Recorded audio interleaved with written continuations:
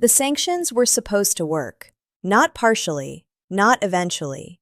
The expectation in 2022 was that Russia would be pushed to the margins of the global economy, cut off from capital, isolated from major markets, and forced into a long period of economic decline. That wasn't a fringe prediction, it was the dominant one. Yet, over a period of roughly 90 days, Russia signed or expanded economic agreements with 19 different countries across Asia, Africa, the Middle East, and Latin America. Some were trade deals, some were investment frameworks, some involved energy, transportation corridors, financial settlement systems, or industrial cooperation. 19. That's the number worth paying attention to. Because regardless of what you think about Russia, whether you support its policies or oppose them, there is a question sitting underneath all of this that almost nobody wants to confront directly. What if economic isolation only works when most of the world agrees to isolate someone?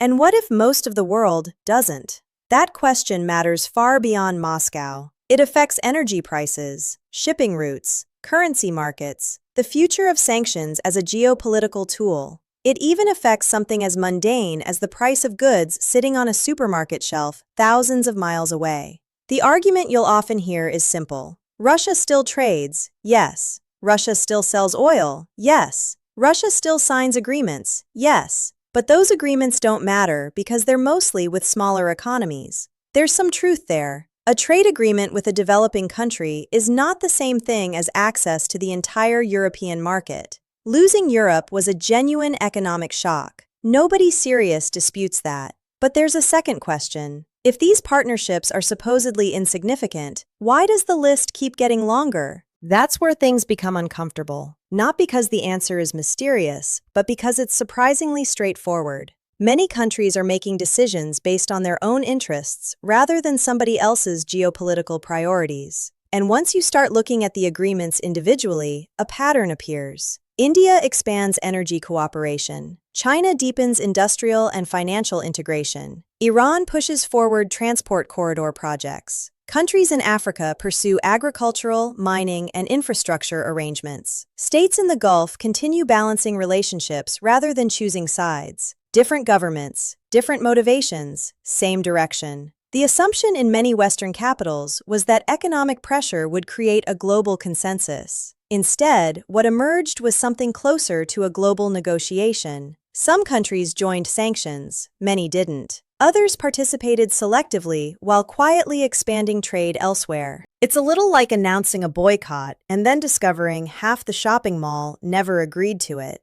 That isn't a moral judgment, it's an observation. And observations matter because reality doesn't care about our preferred narratives. Remember that number from the opening? 19 countries. We'll come back to it. Because the agreements themselves are only part of the story, the more important development is where these agreements are happening and what systems they're increasingly avoiding. For decades, much of global commerce moved through a financial architecture heavily influenced by Washington, Brussels, London, and institutions linked to them. That architecture remains enormously powerful. Anyone claiming otherwise is getting ahead of the evidence. The dollar still dominates global finance. Western markets still matter. Western banks still matter. But something else has been happening at the same time. Countries that once had no serious alternative are beginning to experiment with alternatives anyway. Not because they necessarily want to replace the existing system tomorrow, because they don't want all their options located inside a system controlled by someone else. There's a difference, a very important one, and Russia, ironically, may have become the test case that accelerated that thinking, not by choice, by necessity. What began as an effort to isolate one economy may be contributing to a broader conversation about how the rest of the world conducts trade, settles payments, finances infrastructure, and manages strategic risk. That doesn't mean Russia won. It doesn't mean sanctions failed completely. It doesn't mean the West is declining. Those are slogans, and slogans are usually where serious analysis goes to die. The real story is more complicated, and in many ways, more consequential. Because once we examine who these 19 countries are, what they actually signed, and why they were willing to do it despite enormous political pressure, a much bigger picture starts to emerge, one that has less to do with Russia itself than with the changing habits of the global economy. And that's where this story becomes difficult to ignore. The easiest way to misunderstand what's happening is to imagine that all 19 countries signed these agreements for the same reason. They didn't. That's probably the first thing worth clearing up. When commentators hear about Russia expanding economic relationships, they often treat it as evidence of some coordinated anti-Western bloc forming in real time, a kind of grand alliance. Reality is far less dramatic and far more interesting. India doesn't buy Russian energy because it suddenly became anti-American. The Gulf states aren't balancing multiple partnerships because they're trying to lead a rebellion against the international order. African governments aren't signing infrastructure agreements because they're interested in great power ideological contests. Most of them are doing something much simpler. They're pursuing what they believe benefits them. That sounds obvious until you realize how often geopolitical analysis ignores it.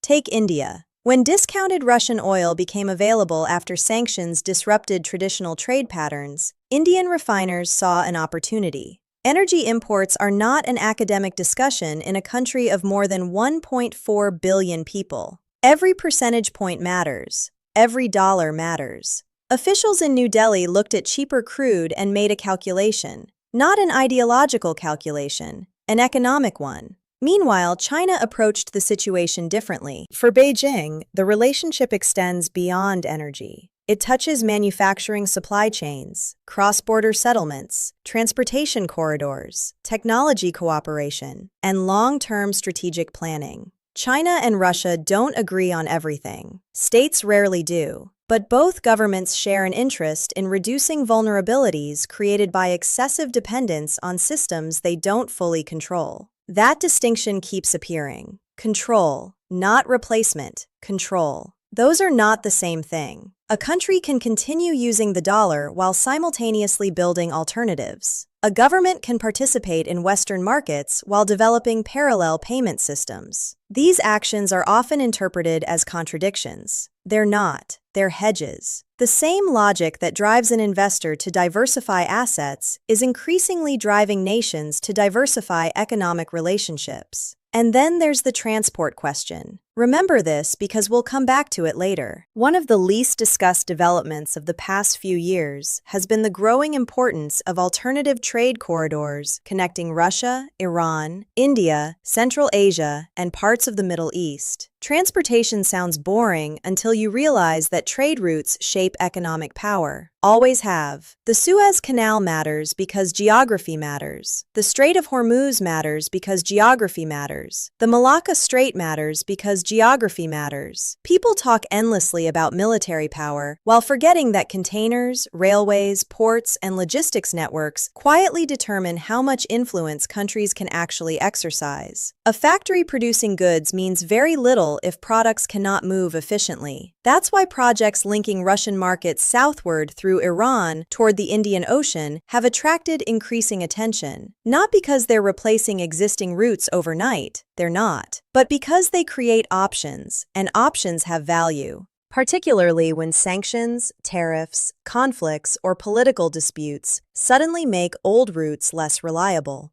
Something similar is happening across parts of Africa. Russian engagement there is often portrayed exclusively through the lens of security cooperation. That's only part of the picture. Agricultural exports, fertilizer supplies, mining investments, energy projects, and industrial partnerships have all expanded in various forms. Again, not because every government involved shares the same worldview, because many governments see practical benefits. It's difficult to persuade a country to reject fertilizer imports when food prices are rising. It's difficult to convince policymakers to ignore infrastructure financing when development needs remain enormous. National leaders tend to prioritize immediate economic realities over abstract geopolitical preferences. History repeatedly demonstrates this.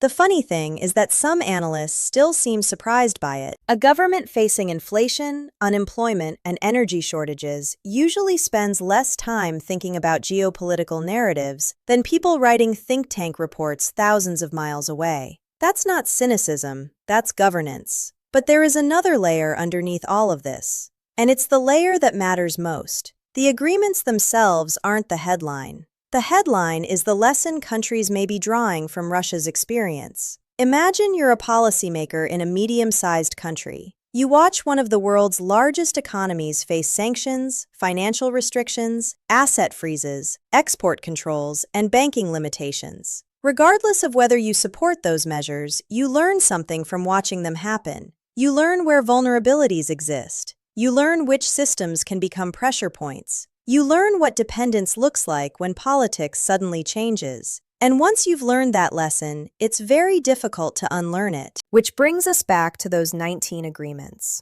Because the real significance may not be the deals themselves. It may be the message other countries believe those deals are sending. A message about resilience, a message about alternatives, and perhaps most importantly, a message about whether economic power in the 21st century is becoming more concentrated or more distributed. The answer isn't as obvious as it first appears. In fact, one statistic changes the entire discussion, and that's where things start getting complicated. The statistic that changes the discussion isn't about Russia. It's about the rest of the world. Roughly 85% of the global population lives outside the countries that formally imposed the most severe sanctions on Moscow. Read that again carefully. Not because population automatically translates into economic power. It doesn't, but because it forces us to ask a different question. When analysts talk about international isolation, which international community are they referring to? The answer matters, because there are really two stories being told at the same time.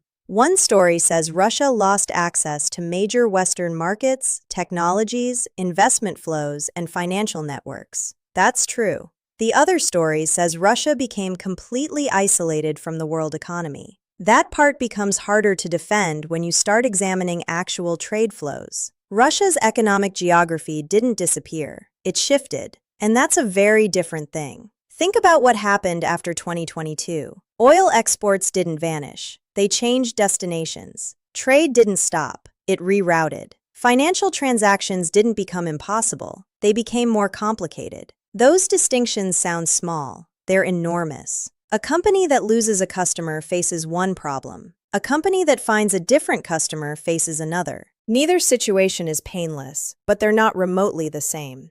This is where the conversation usually becomes polarized. One side claims sanctions were a total failure. The other claims sanctions worked exactly as intended.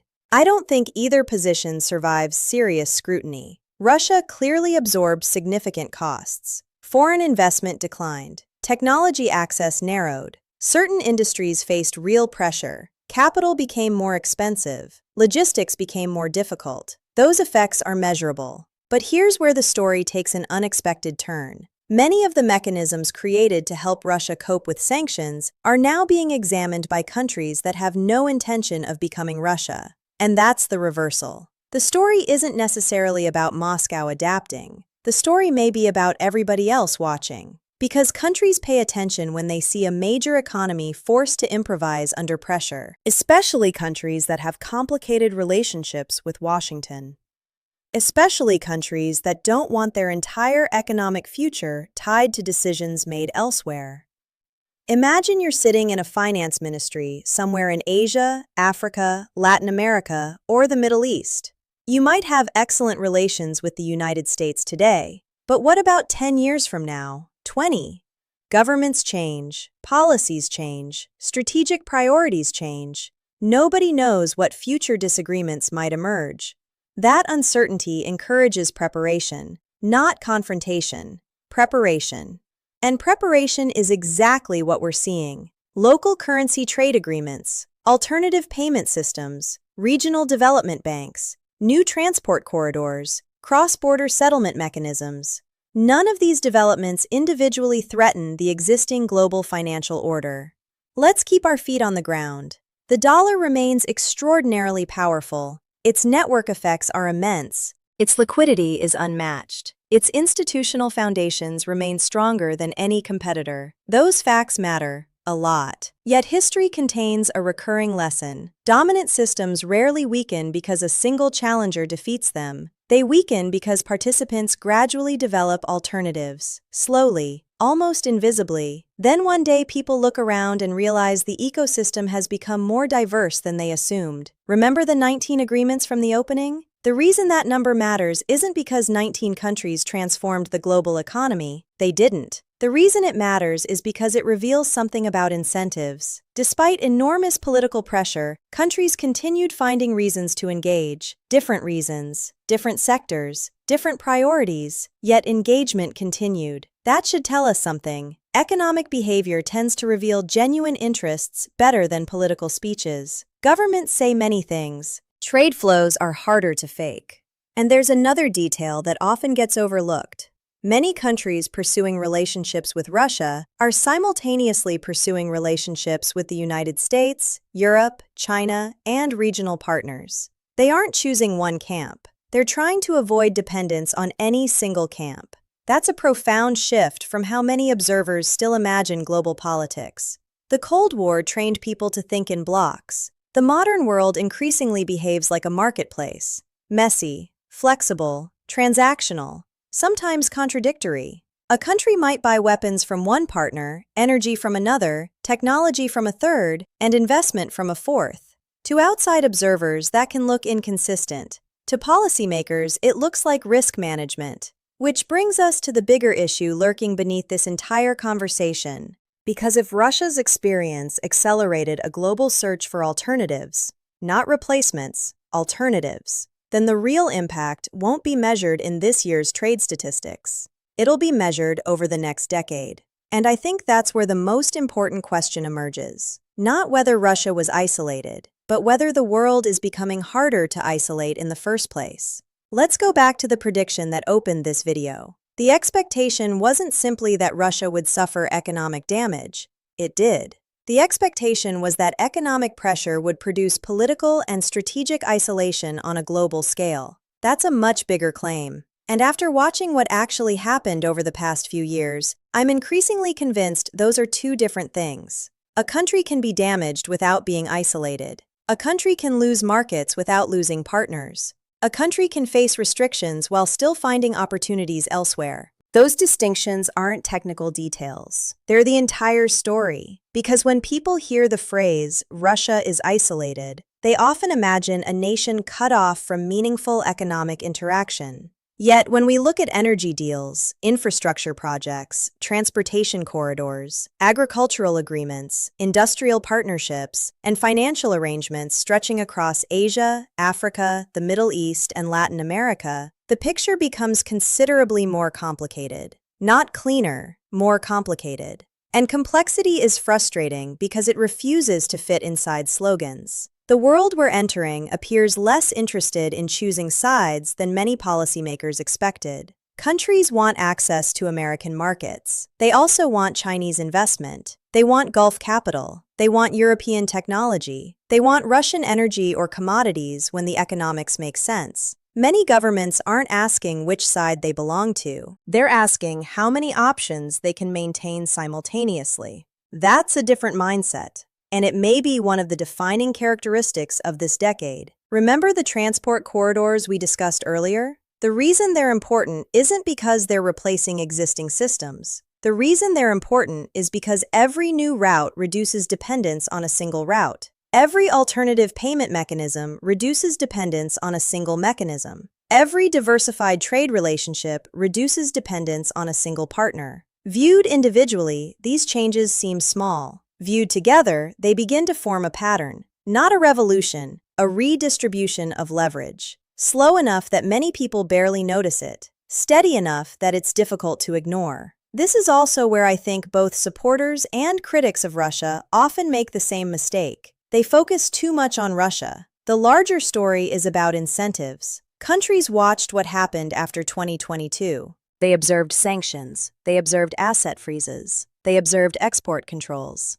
They observed financial restrictions. Then they drew their own conclusions. Not necessarily the same conclusions, but conclusions nonetheless. Some governments became more cautious. Others accelerated diversification efforts. Many did both simultaneously. That's why I believe the most important consequence of this period may not be what happened to Russia. It may be what happened to everybody else's calculations. The question quietly circulating through ministries, central banks, and economic planning departments around the world isn't, what do we think about Russia? The question is, what would we do if this happened to us? That's a very different conversation. And once that conversation begins, it tends to generate new institutions, new partnerships, and new forms of economic cooperation. Not immediately, gradually. The global economy rarely changes through dramatic announcements. Most shifts happen through accumulation. One agreement, then another. One payment mechanism, then another. One trade route, then another. Eventually, the map starts looking different. My own view is that we're entering a period where economic influence remains highly concentrated, but economic participation is becoming more distributed.